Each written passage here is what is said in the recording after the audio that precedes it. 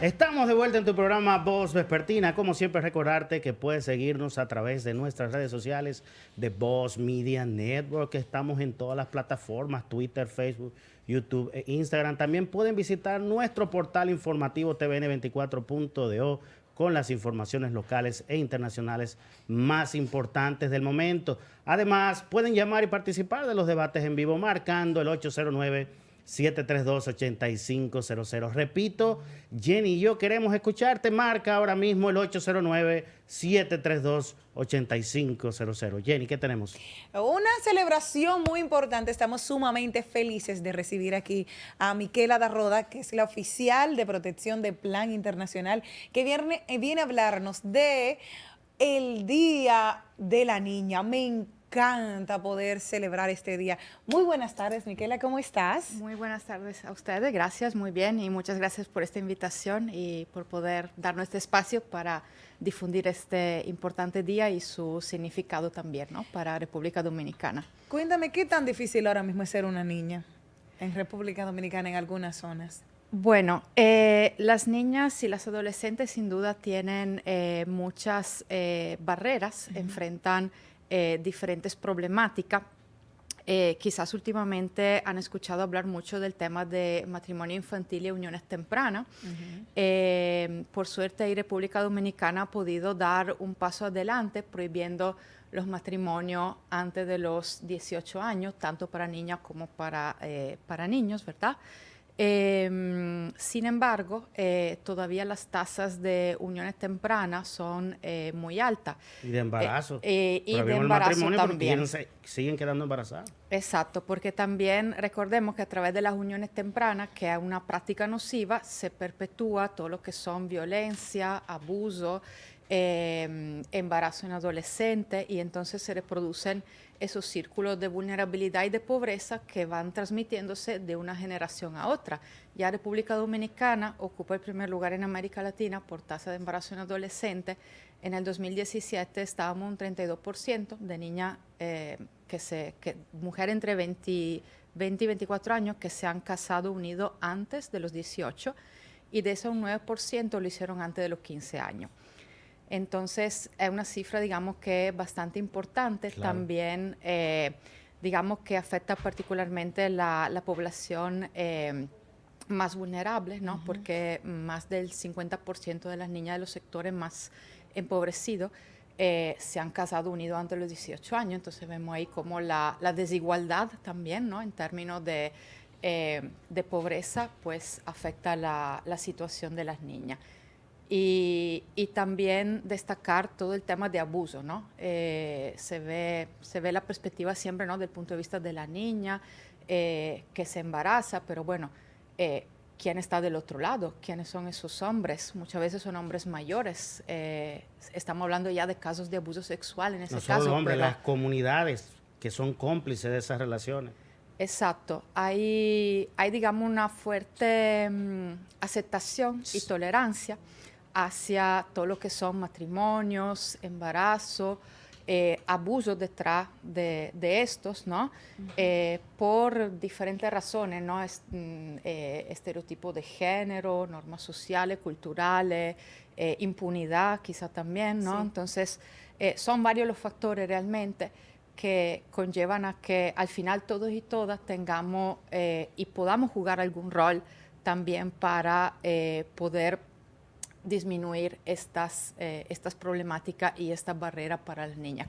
Claro, cada uno desde su rol, ¿no? Claro. Miquela, hace poco yo supe de un caso que me llegó al alma porque era una niña de apenas 13 años que se fue con un señor de 60.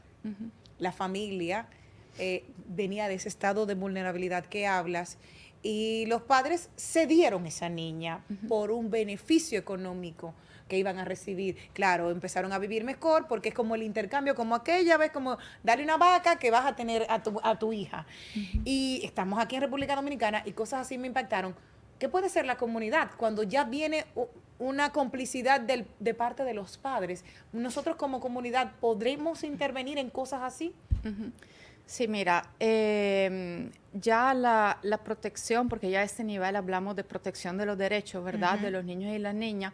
no es un hecho privado, o sea, no es que quien tiene la potestad o la tutoría de un niño o una niña puede hacer lo que quiera. Ese niño o esa niña tiene derecho, y tiene derecho a vivir una vida digna, tanto cuanto otro niño y otra niña que viven al lado o que viven en sectores quizá aún menos difíciles, ¿no?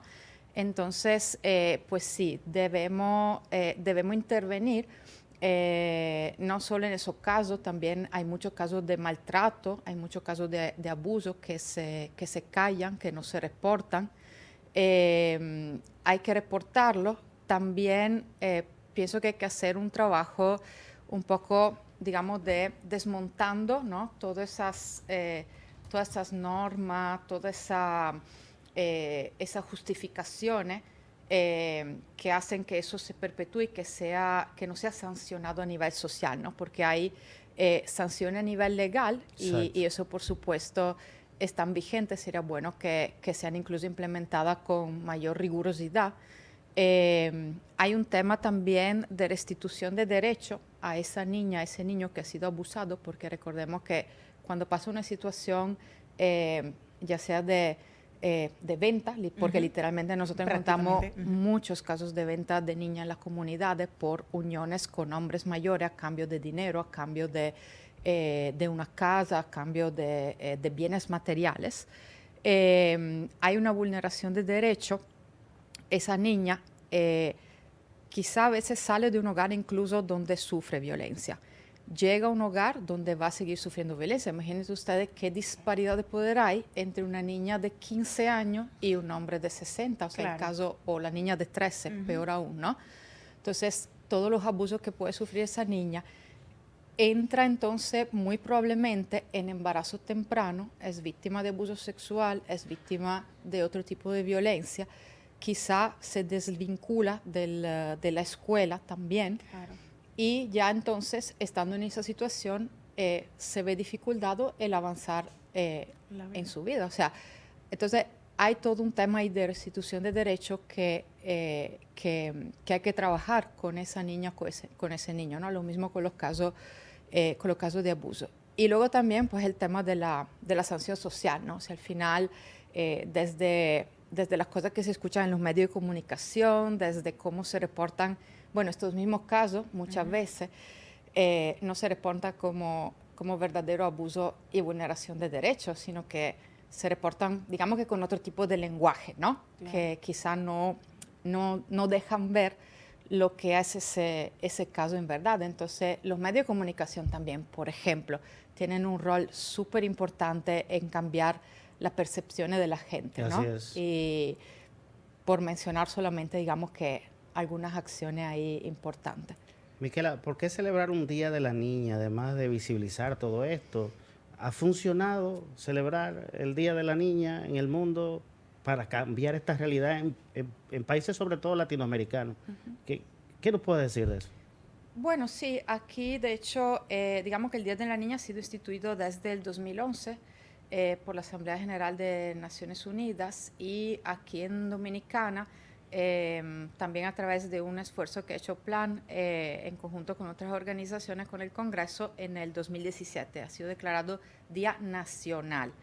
Y bueno, pues justamente en ese año se empieza también toda la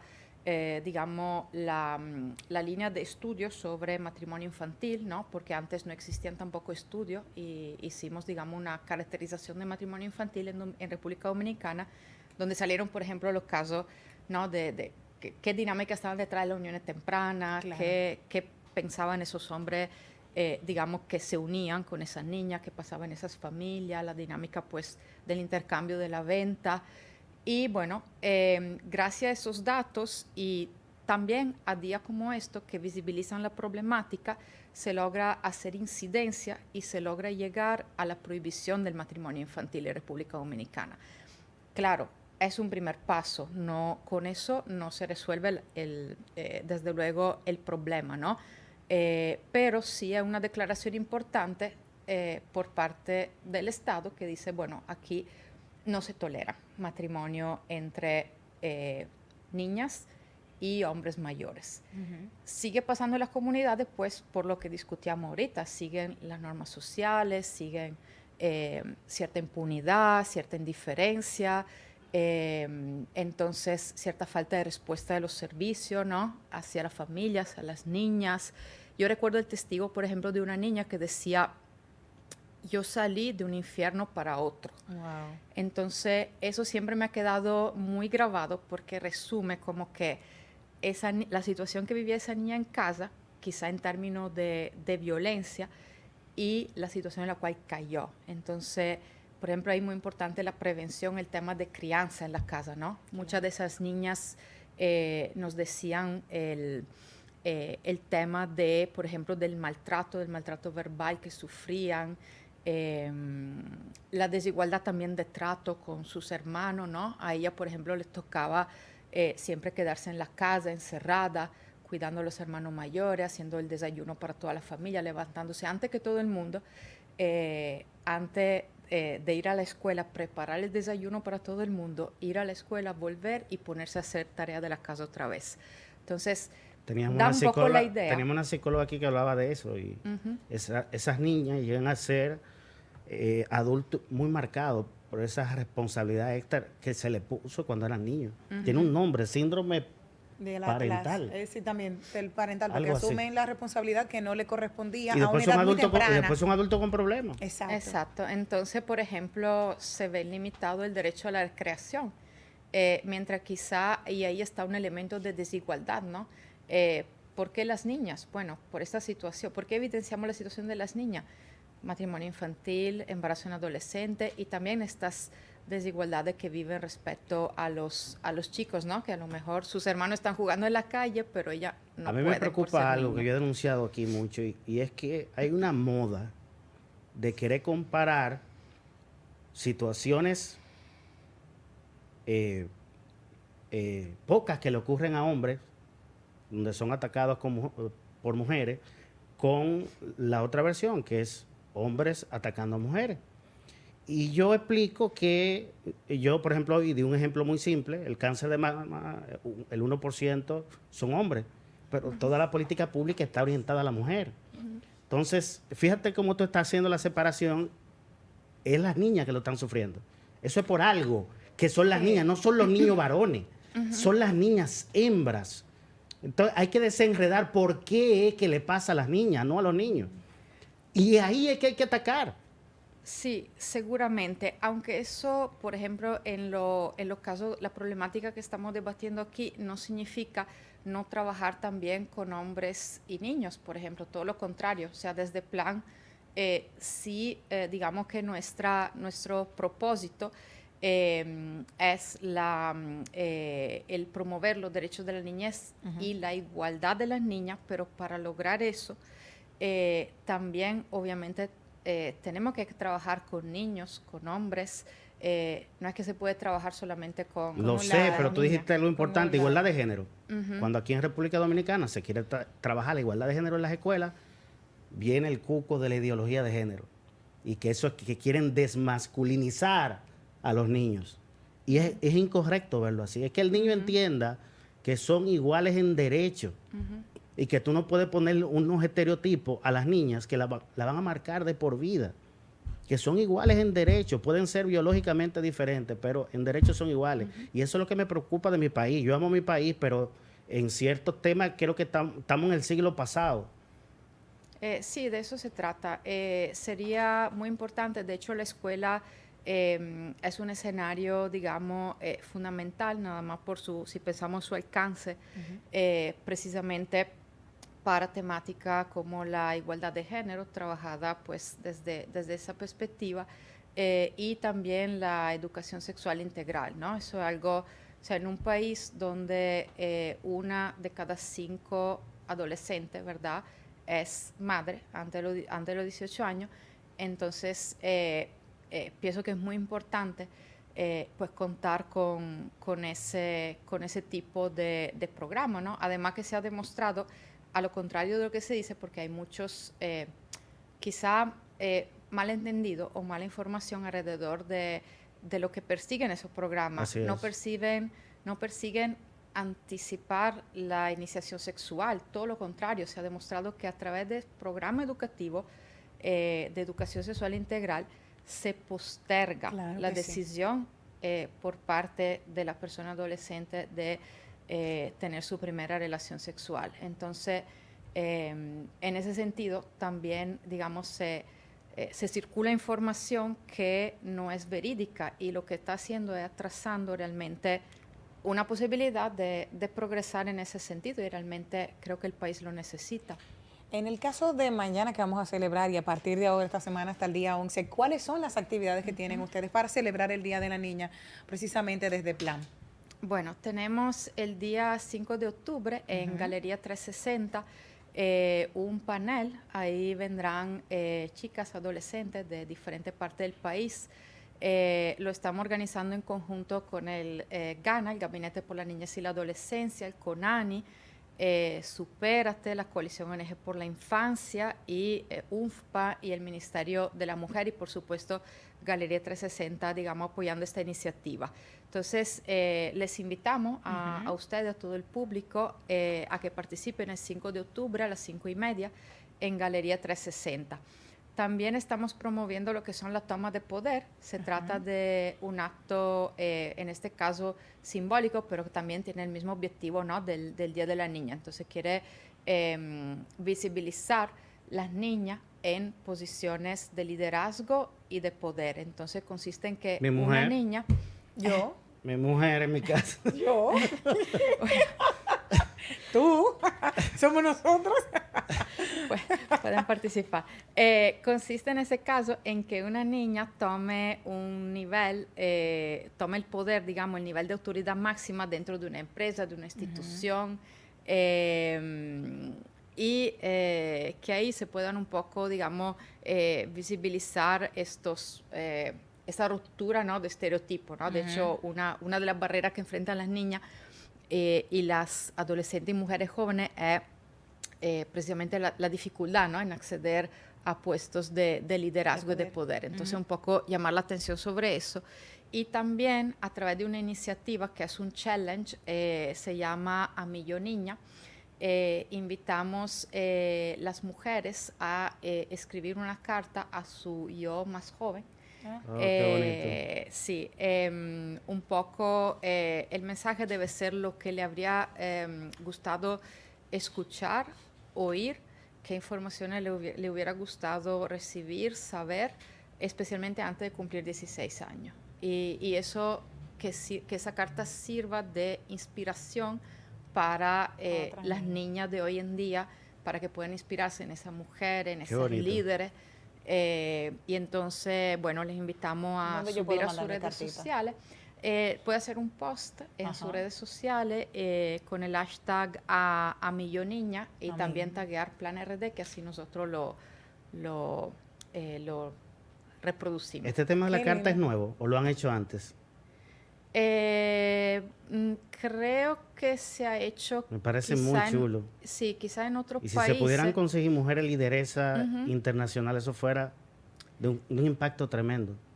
Sí, desde luego. Bueno, aquí en Dominicana ya tenemos, digamos, que una lista de mujeres en posiciones de poder que hemos motivado. Excelente. Pero por supuesto motivamos a más porque, bueno, creo que también que las niñas puedan contar con esos modelos de liderazgo y sobre todo si son figuras cercanas a su realidad, ¿no? Claro.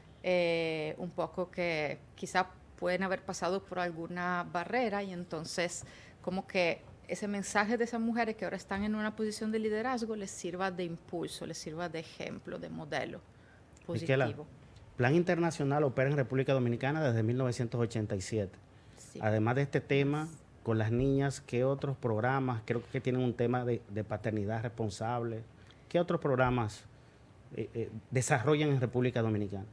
Sí, nosotros desarrollamos diferentes programas, desde protección de violencia, donde está, por ejemplo, el tema de crianza positiva con padres, madres y tutores. Trabajamos también con grupos de niños y niñas y adolescentes en las comunidades, temas de prevención de violencia, equidad de género, derecho de la niñez, cultura financiera, Me encanta. empoderamiento, sí, con las niñas también, empoderamiento económico de jóvenes. Tenemos alianza con diferentes entidades como Infotep, empresas privadas, entonces también para facilitar, digamos, ese acceso al mercado laboral. Otra gran temática es derechos sexuales y reproductivos, pues donde enfrentamos, por ejemplo, el tema de matrimonio infantil, embarazo en adolescencia. Y también trabajamos en contextos de desarrollo y también de emergencia, ¿no? Entonces, por ejemplo, ahora vamos a participar a la respuesta tras el huracán Fiona, trabajamos en prevención, en mitigación de desastres, así entre Bueno, pues estás comprometida a venir otra vez a hablar de todos esos temas interesantes. Me encantó. Muchísimas gracias, Micaela de Gracias Roda, a por haber ustedes. estado con nosotros, representante de Plan RD. Y te voy a hacer una noticia, te voy a dar una primicia y te voy a contar de que hace poco hubo un evento en República Dominicana que se llamó Pitch and Beach. Te voy a contar. Vinieron también emprendedoras internacionales inglés y para decir eso. también Pitch and Beach, mi amor. Y también estuvieron emprendedoras y tuvieron inversionistas, mujeres inversionistas de diversas áreas que estuvieron aquí reunidas apostando por esa incubadora de emprendedurismo en República Dominicana, de esos jóvenes innovadores. Y tras la pausa vamos a conversar con Georgie Nader, quien es el CEO de Nader Enterprise, quien nos va a contar todo lo que pasó allí y quienes ganaron premios. Así que no te lo puedes perder. Muchísimas Muy bien. gracias, Gracias. Micaela. Gracias a ustedes. Y nosotros estamos siempre con las puertas abiertas para ti, para Plan, cuando lo necesiten. Gracias. Esperamos tu post entonces. Claro que sí. Yo voy a hacer una carta para mi niña de allá, sí, de 15 años. ¿Qué hubiese querido saber? Muchísimas cosas. Así que nos vamos a una pequeñísima pausa y cuando retornemos hablaremos de Pitch and Beach.